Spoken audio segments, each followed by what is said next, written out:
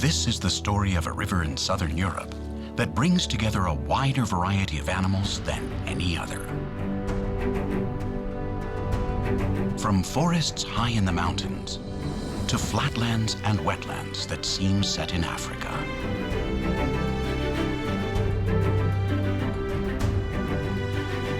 On its banks, geography seems to make no sense because species from very different worlds gather there.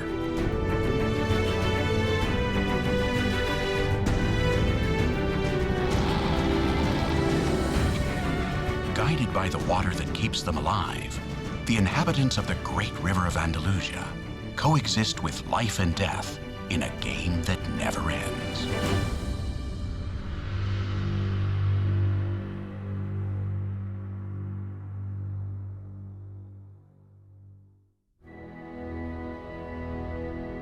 Barely 500 years ago, no one knew that the Earth was round until a group of exhausted sailors arrived at this spot in Spain after completing history's first trip around the world. For the old Arab wise men, it was Wadi al Kabir, the Great River. But that wasn't always the case.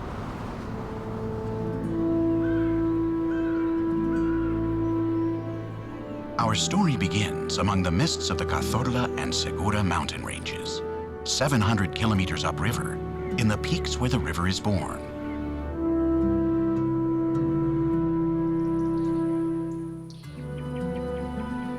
The herds of mouflon and red deer are restless because when the mists lift, she flies overhead.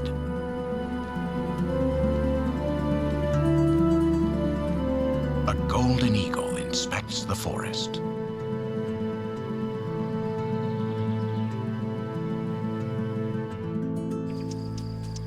But something else is happening. Down there, everyone knows the characteristic sound of autumn. It's a well-known secret.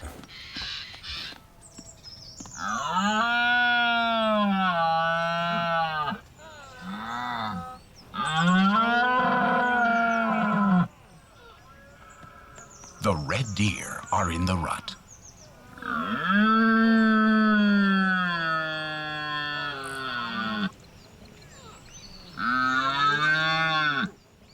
The ground is a violent place.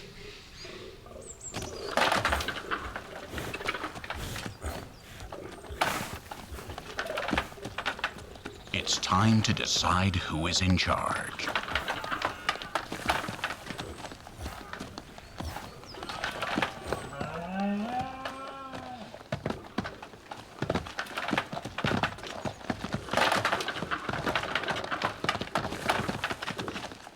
It's not easy to be a stag. Only the strongest can reproduce, while the rest have to wait another year if they survive.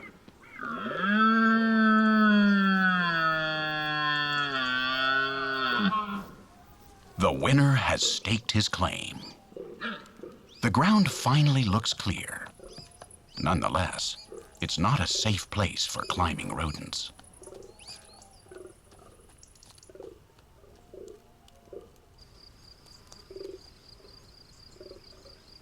He's running for a reason. Eating nuts has made him really thirsty. He has excellent eyesight. He stands upright to check that he's not in any danger, because on this side of the river, a drink of water can be very costly.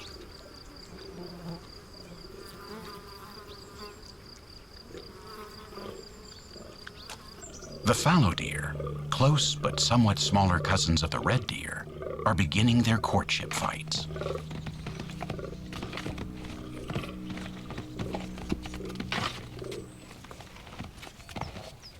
In the deer family, a male's large horns mean that he will have strong, healthy offspring because they will grow on the extra food of each individual.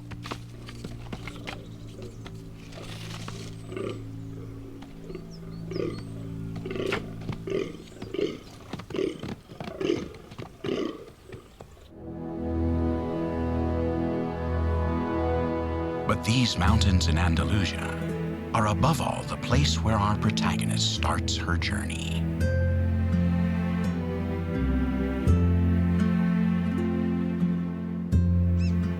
The mountains break waters, and the Guadalquivir River is born wrapped in pine trees.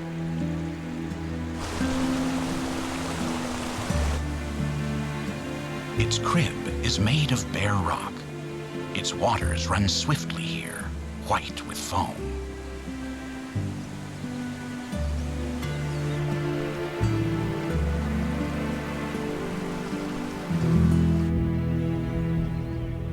As the days grow shorter and there is less sunlight, the trees withdraw the energy from their leaves, which then die.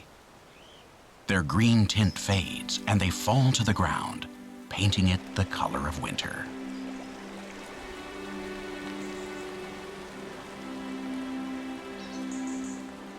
In the Sierra de Cazorla, this means trouble, above all for red foxes like this young female. She's hungry, but she also has a great memory, and that's why she remembers the exact spot where she buried a fallow deer leg a few weeks ago. But while she's digging up her treasure, she's being observed by an enormous male.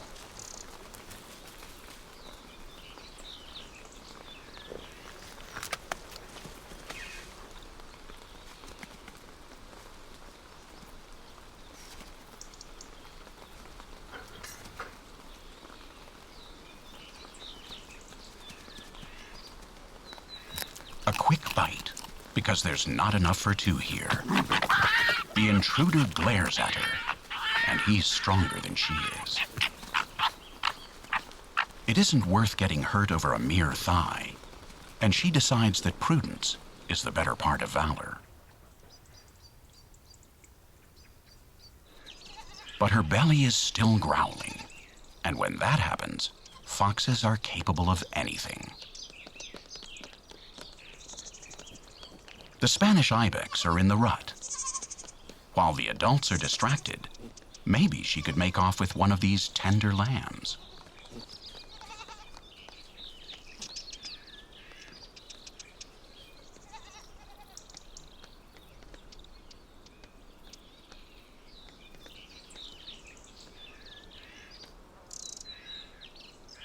That's not a good idea.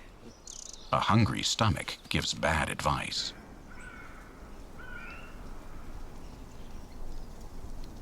Winter falls on the mountains, literally. Then the forest is swathed in white.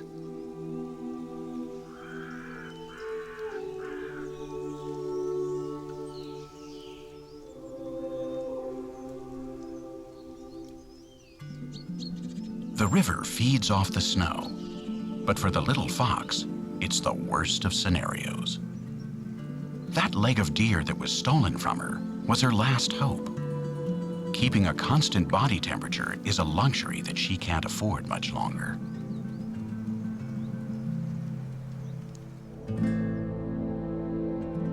But this is Spain, and the Mediterranean sun gives the prisoners of the forest a reprieve.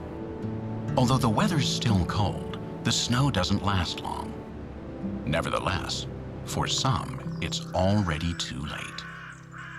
The snowstorm claimed a red deer hind, and as it melts, the white mantle is pulled back to reveal the gift of its body, sending messages out on the wind. A mature male is the first to arrive. In spite of his anxiousness, he first cautiously and intelligently checks out all the smells. He knows that this could be a trap. Throughout the forest, the pine trees channel the scent of meat, and canids can detect it from kilometers away. Two females are close by. The larger one decides to get the male to let her eat some with him, and she adopts gestures of submission to convince him. Foxes communicate amongst themselves with facial expressions.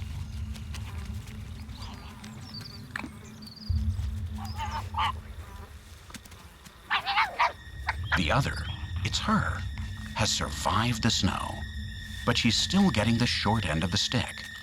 3 are a crowd. She has to choose between a growling stomach and her growling companions. sheer hunger gives her the courage to try.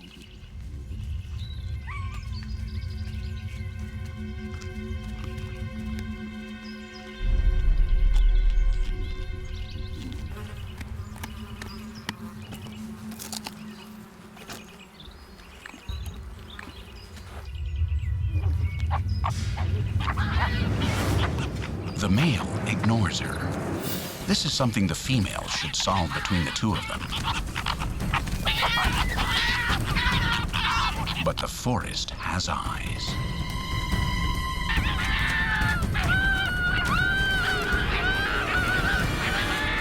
The golden eagle can see it all, and the land is suspiciously quiet down there. Others know why.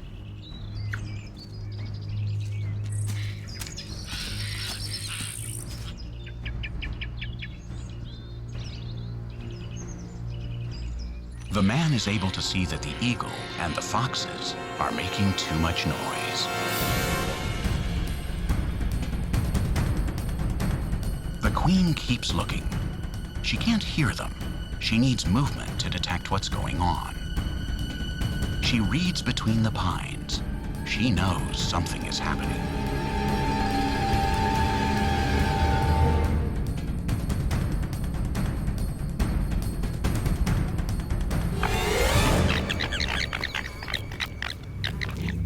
The young female, younger than the others, has had enough and decides to give up. The male comes back. Those who are eating get back to business. All she has gotten for her trouble is new wounds. But the queen decides one's destiny in the forest.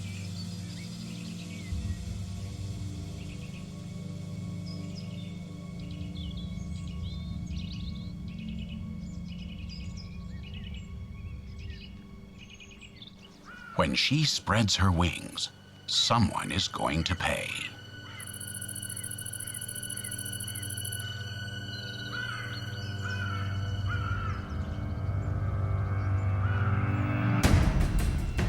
Under the cover of the treetops, it's hard to see her approaching. But at the last moment, a slight buzz gives her away.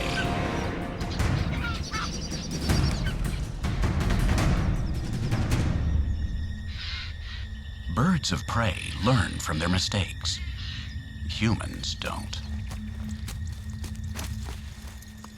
The noble predator confronts her prey face to face. Nonetheless, some consider foxes an enemy, a competitor that has to be exterminated, and they administer death by the dose, dressing meat with lethal spices. They are poachers who believe that foxes steal the game they hunt.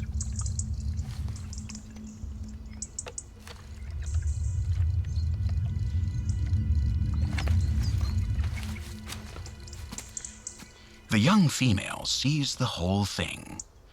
The foxes that were eating have driven her off, but this time destiny is going to play in her favor.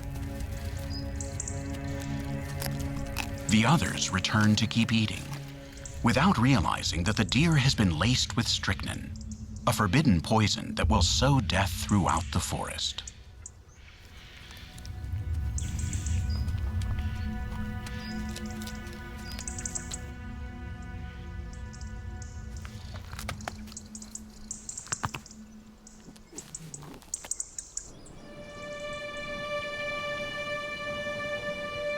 In a short period of time, the trapper's message will first make them very thirsty, and shortly after that, their lights will go out forever.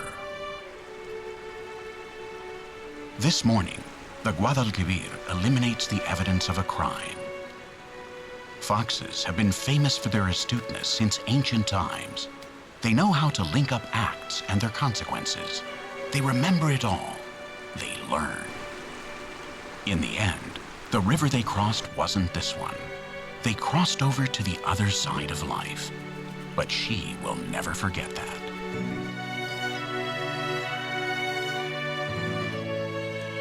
She doesn't owe anything to anyone, but she's on the brink of ruin. She wanders in a pack that has 3 members: hunger, fear, and herself. That's why she decides to leave, following the only trail that breaks through the mountains.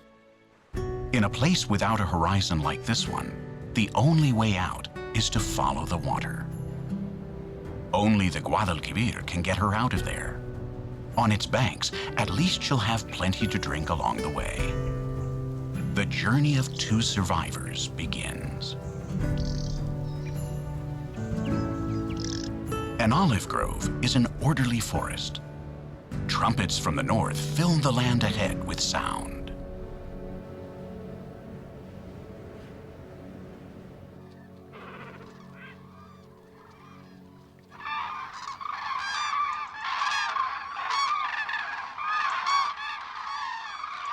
They're cranes. They arrive in huge flocks from Scandinavia, crossing Europe until they reach one of Spain's most characteristic landscapes, the dehesas, or open oak pasture lands.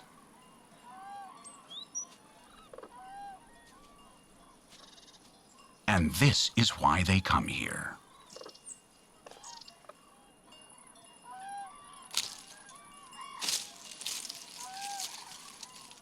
Holm oaks and cork oaks drop their acorns precisely when snow is forming on the horizon of the rest of the continent, and very little is left to eat. Hordes of thousands of cranes fly south over the Pyrenees every year to feed on these very nuts.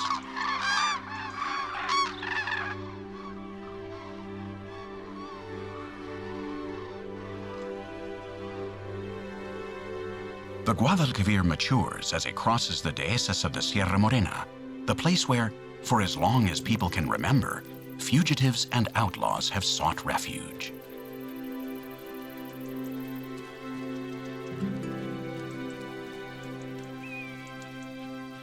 Following the course of the river, the fox enters a disturbing territory, where a strange smell fuels her fear. These large spaces are populated by herds of deer. It's the Serengeti of Europe, the greatest explosion of life on the Mediterranean.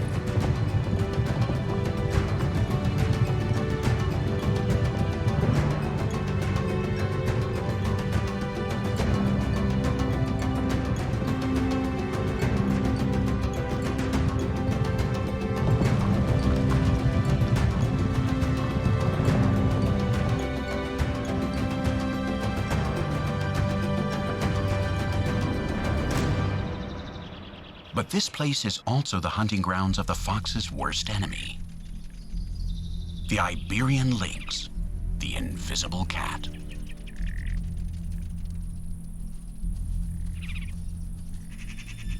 It has chosen this rabbit, which attempts the impossible, to listen to absolute silence.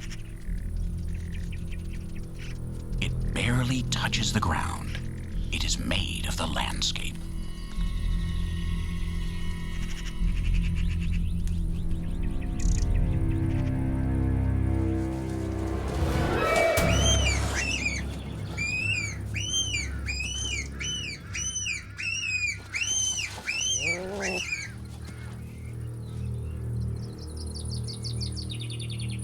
The Iberian lynx is slowly backing away from the brink of extinction, thanks to breeding stations and to its hilly habitat being repopulated with rabbits after they were decimated by a serious epidemic in the last century.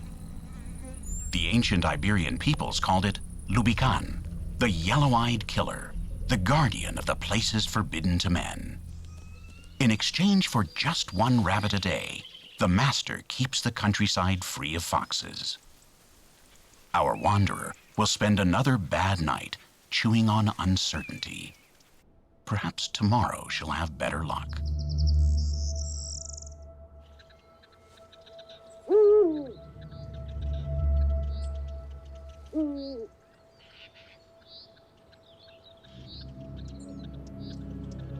Dawn brings no comfort to our traveler. She can smell members of her family with whom she has been feuding for thousands of years. This isn't the peace that she was looking for when she left Cazorla. The hounds, filled with loyalty for their masters, are hot on her trail.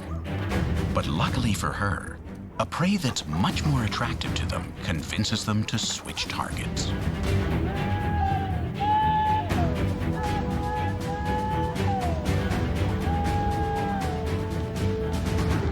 Not even the king of the dehesa is safe when the canine mobs are combing the hills.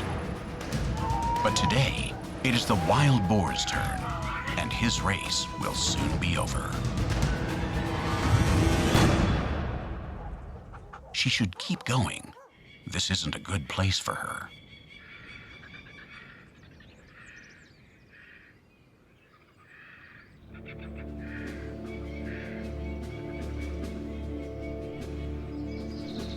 Near the river, the gunshots have tipped off the griffin vultures.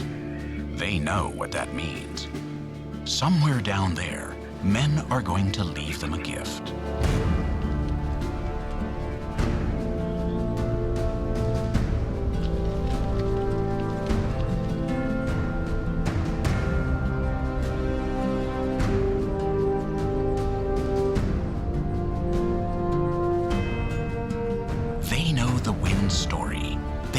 The paths in the air.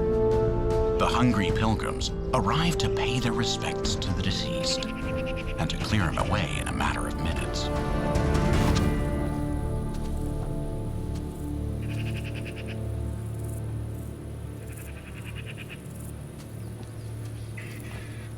When their brother scouts the scene and gives his consent, the buff-colored angels fall from the heavens, the skydivers of death. First, they are shadowy, then voracious.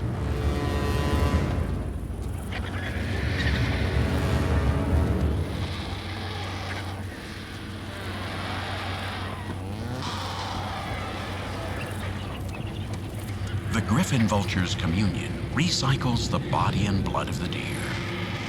But there will be no miracle. A single red deer isn't enough to feed so many vultures, and the frenzy escalates as the meat becomes scarcer.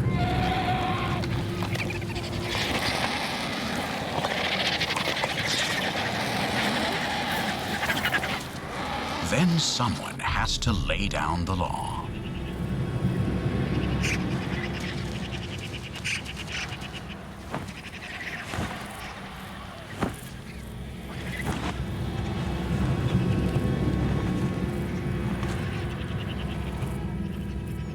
A grand appearance, a black cloak of almost 3 meters.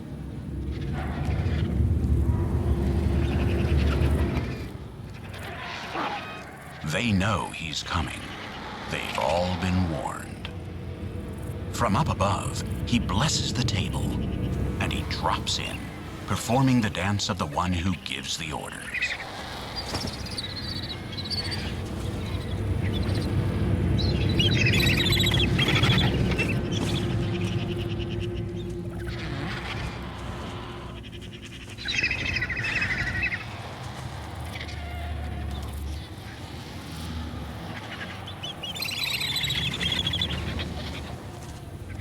The Eurasian black vulture doesn't share its meals with just anyone.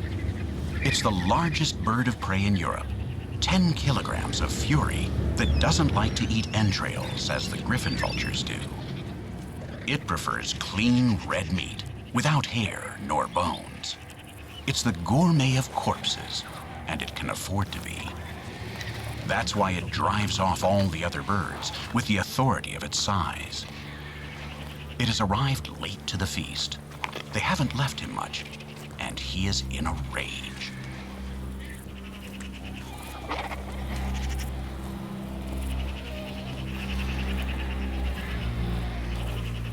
As far as he's concerned, this banquet is over.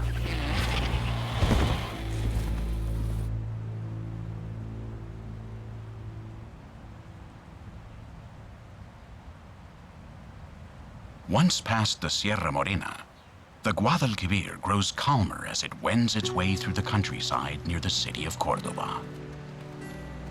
But for the exile, forced to travel by day, running is all she has.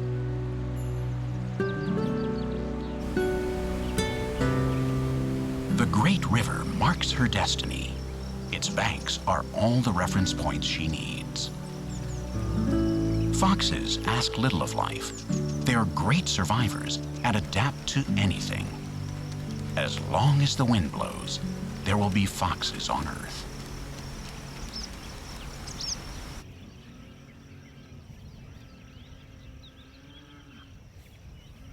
We are in the land of the Tartessians, the Turta, the herdsmen who raised red bulls. They wore helmets with horns like those attributed to the Vikings, and offered their bronze swords and shields to the water. The same water in which these black storks are resting during their migration from Africa.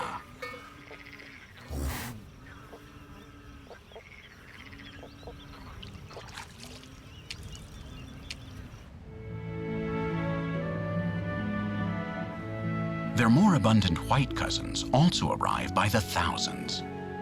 They have just crossed the Strait of Gibraltar and need the embrace of the Guadalquivir to regain their strength.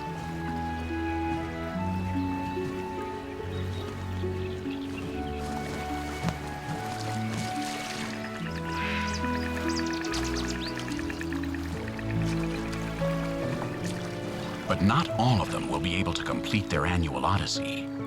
One of them has a broken leg and is unable to stand up. Her mate, who has been by her side for years, stays with her, waiting for her to get better. But that isn't going to happen. She tries, but the Guadalquivir claims her for itself. The mud traps her, and she has no strength left.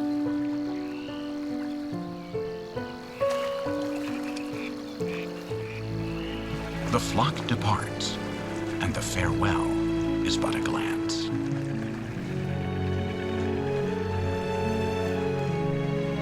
In some town in Europe, one stork will not return to the church tower this year, and perhaps someone will miss her, or perhaps not.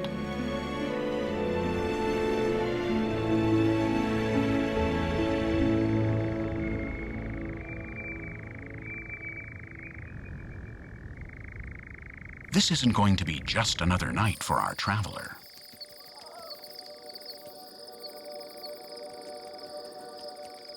Soon she will have another reason to fight. Tomorrow, she won't be quite so alone. A brief encounter with a male will change her life forever.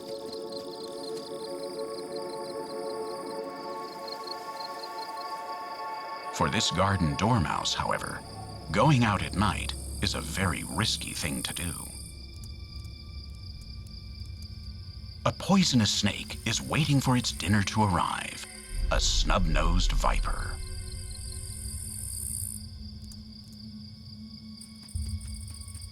Meeting up with the viper would also be lethal for the fox. She treads carefully because the night is full of traps.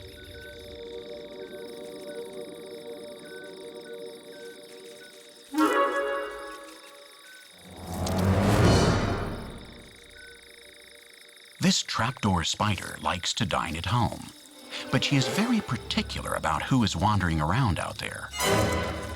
When she detects her victims, she makes them an invitation that they can't refuse.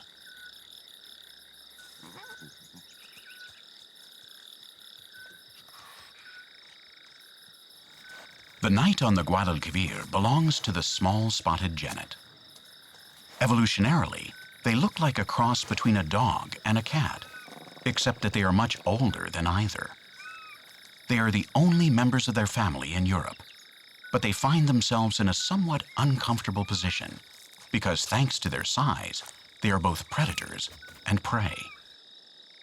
These are looking in the holes in a cliff along the river that are about to be occupied.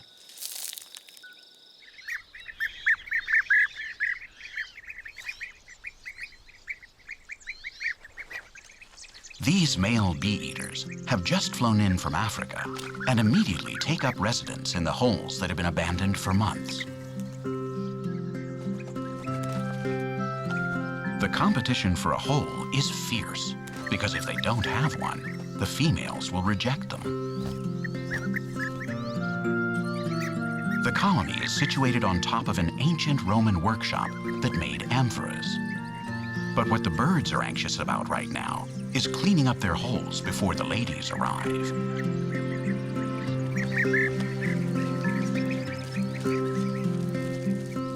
After all that work, they have the odd custom of taking a sun bath to eliminate the parasites on their backs. Up close, the courtship of little ringed plovers is more violent. Two males have been smitten by the same female, and one of them has to go.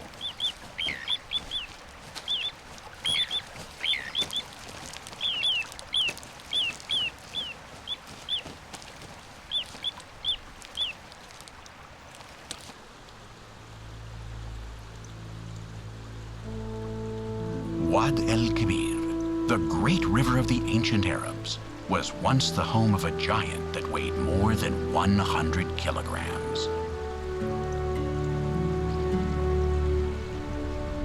It's been years since anybody has seen one, but it may still be down there.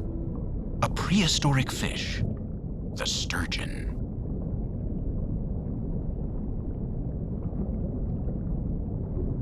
The eggs that female sturgeon bear are one of the world's most highly prized delicacies. There was a caviar factory on this river, but it shut down in 1967. It drew its business from the bellies of the colossal fish that swam upriver to spawn. It's unlikely they'll ever come back. On the riverbanks, the little ringed plover has driven off the other suitor, and the winner performs his mating dance for the female, who sits in judgment.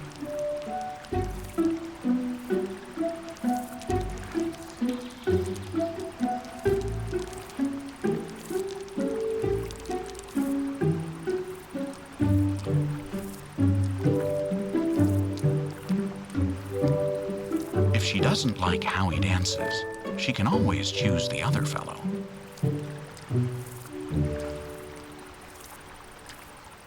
Meanwhile, the little fox has been getting by on snails and worms for weeks. But her body is demanding that she hunt something bigger. She needs hemoglobin, iron, and high-quality proteins. After the dance, the male decides to try another trick. He forms a parasol with his body to protect his lady from the sun. And it works.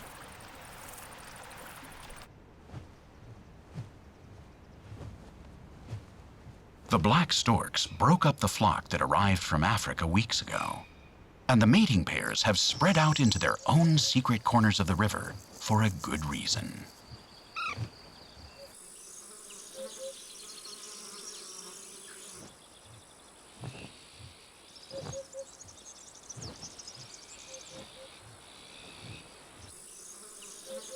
Four enormous pterodactyls that are always hungry and thirsty.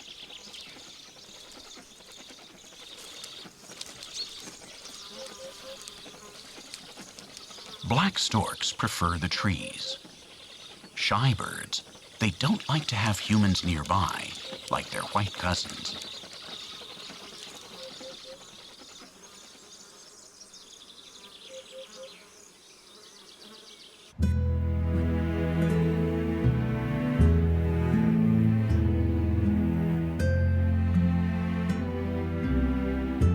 But downriver, there's another nest that's not so peaceful.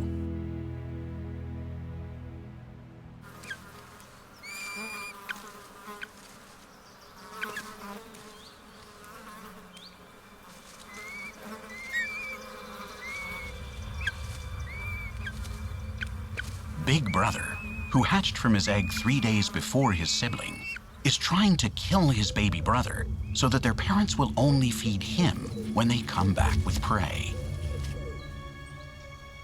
The booted eagle has to bring back to the nest all the food he can in order to save his younger child. Only this rabbit can calm his older child's fratricidal rage.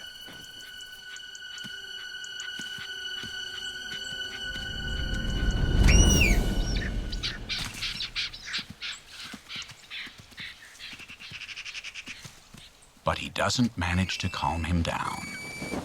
The younger one won't be able to hold on much longer if his mother comes back empty-handed.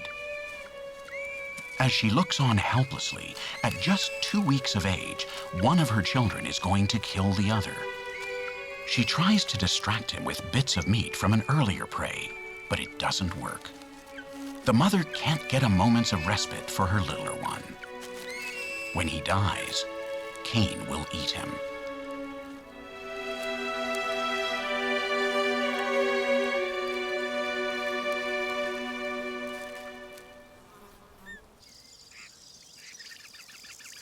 In the meantime, flowers have bloomed around the traveler along the river. This is the season of easy eating, because natural selection needs jaws like hers to execute the least fit. There they are.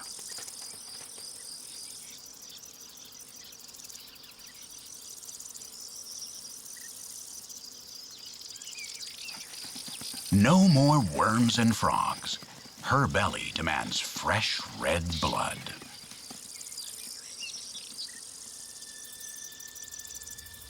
Common rabbits are native to the Iberian Peninsula, and from here they were introduced all over the world.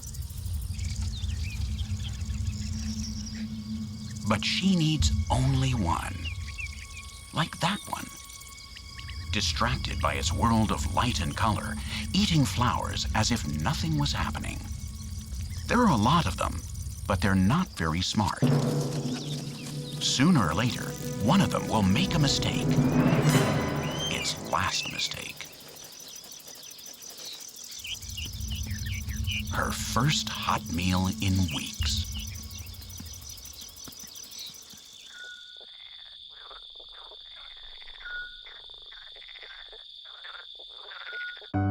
Then the sleeping sprites in the ground become orchids, waking up, shining.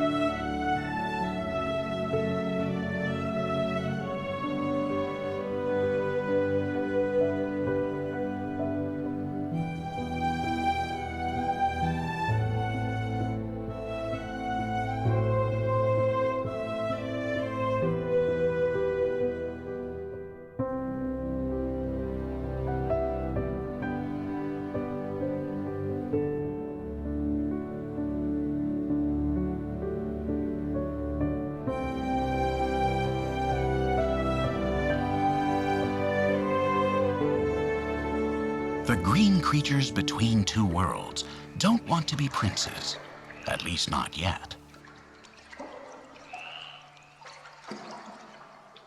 Mediterranean tree frogs were born to sing.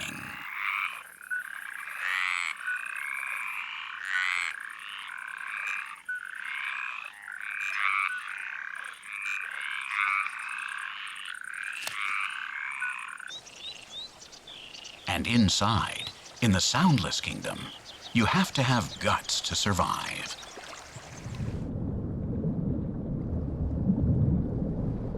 These fish live nowhere else in the world. They're called salinetes. They are a wonder of evolutionary adaptation because they can live both in fresh water and in water that is 3 times saltier than seawater. But their world is very fragile, and they are being pushed out by gambusias, the aggressive invasive fish introduced by man to eliminate mosquito larvae. But something else is down there. It's a dragonfly nymph that is just itching to go through metamorphosis. To earn its wings, it finds itself forced to kill. It absorbs the body fluids of its victim, but it leaves a tribute to the water where it was born. Above, mosquitoes are springing up. Centuries ago, they spread malaria here, even forcing the Spaniards to abandon the castles and fortresses. One of these little insects was responsible for the death of the greatest emperor man has ever known, Charles V of the Holy Roman Empire and the first of the Spanish Empire. With her stomach full, the little wanderer is in high spirits and has renewed energy to continue accompanying her friend, the river. She passes by the largest colony of white storks in Europe and detects a special scent. Her final destination may be near.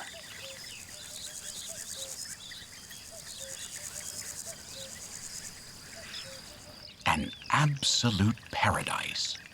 The place where the great river forgets its name. The Doñana marshlands. Here, everything is different.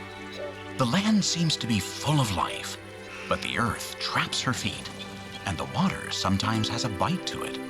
Salt. Doñana, the dream of a river. The Guadalquivir's wetlands are the most important bird sanctuary on the continent, where close to 1 million birds belonging to more than 300 species spend the winter, breed, or pass through every year, making this estuary Europe's largest ecological reserve.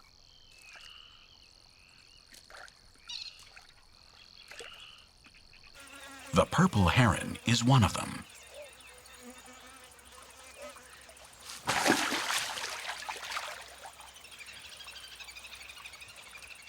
It breaks the mirror with its harpoon to steal fish from the water. A few meters away from the big wading bird, a purple swamp hen, a vegetarian that prefers pulling up tender shoots, is demonstrating its great strength.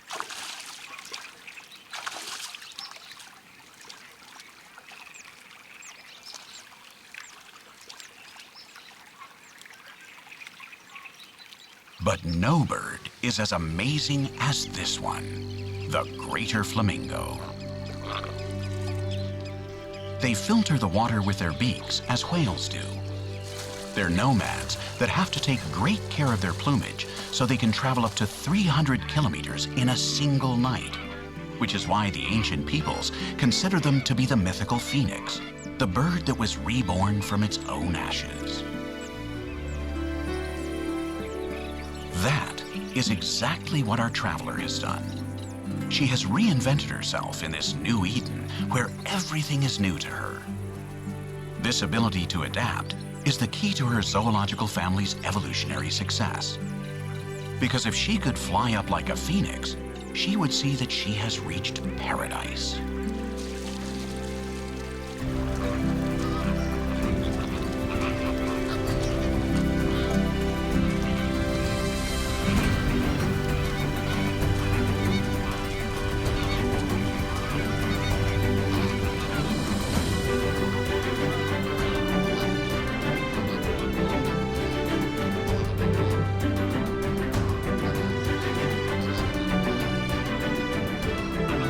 Legend has it that the sun represents truth, and that if you fly too close to it, your wings will burn and you will fall back to earth. That's why their feathers burn as they fly over Doñana, and the reason why flamingos represent resurrection. Their name comes from the Latin word flamma, which means flame.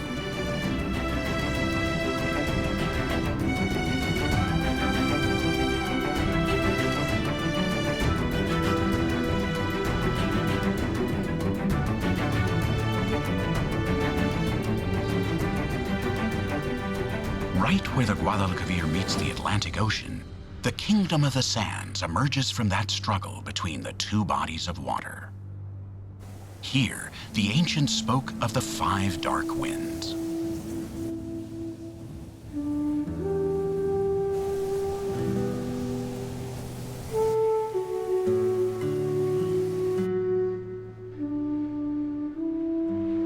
The dunes try to devour the pine trees in their path, while the pines fight to hold them back. This battle creates a landscape found nowhere else in the world.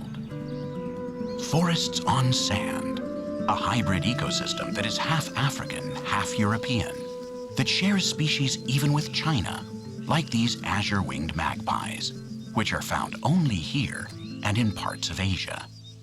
No one has yet been able to explain why.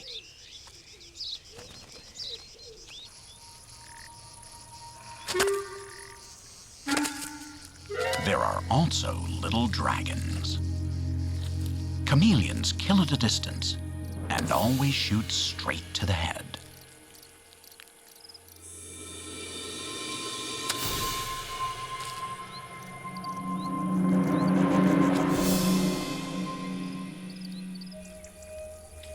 Their ancient name means dragon of the ground, which is rather odd for an animal that lives up in the branches.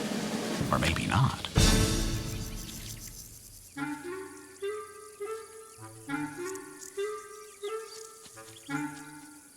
Our traveler has walked more than 700 kilometers from the Sierra de Cazorla, following her master, the river, and has exchanged the snow for warm sand. But her new summer coat isn't going to free her from facing the cat with the paintbrush ears, which also lives here. They are close enemies, the heirs to two carnivorous lineages that have been feuding for millions of years. But they are both females, and for that reason, they have more in common than they may suspect. This Iberian lynx is wearing a collar with a transmitter that biologists put on her in order to discover her secrets. The fox has come here to stay, and she's not going to let anyone force her out of her new home by the sea. Doñana doesn't fit into any geographical type. It's a wild crossroads that all the high-flying tourists on 2 continents dream of visiting at least once a year. But there is an even greater privilege, being born here.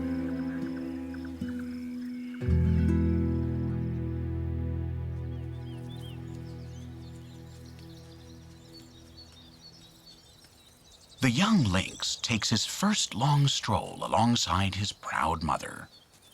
Someday he will hunt his own rabbits, and he will be a playboy among foxes, but not just yet.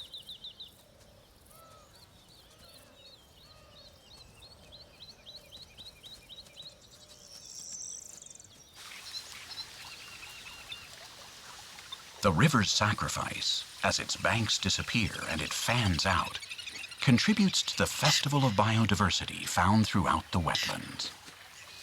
New wings and claws begin to unravel the secrets of the great journey of life.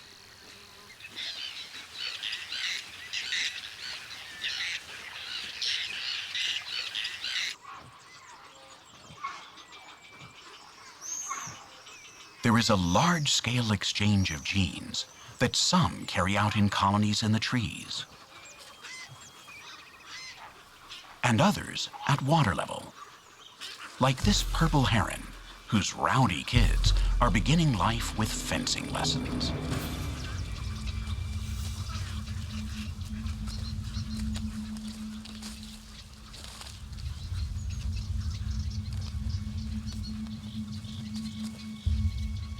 For birds like these, it's easy to fly the channels in the sky and to choose from up there if they want to roost in one place or another.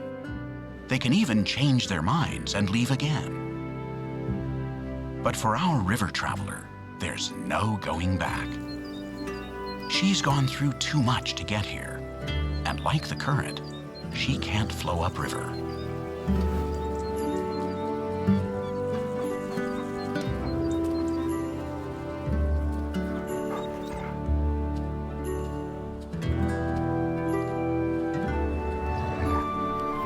This is her place now, the place she has chosen to tell the sea her secret.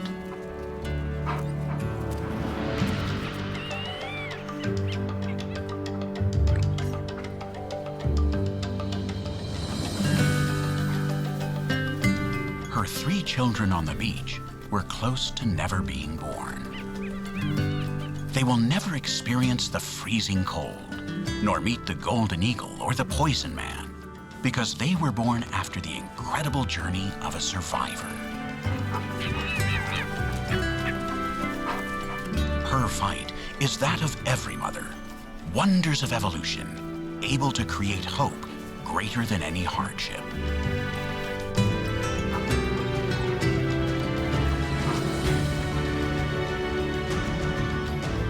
She won't be able to tell them what they owe to the river, but that doesn't matter, because this is just one of the thousands of stories reflected in the waters of the Guadalquivir.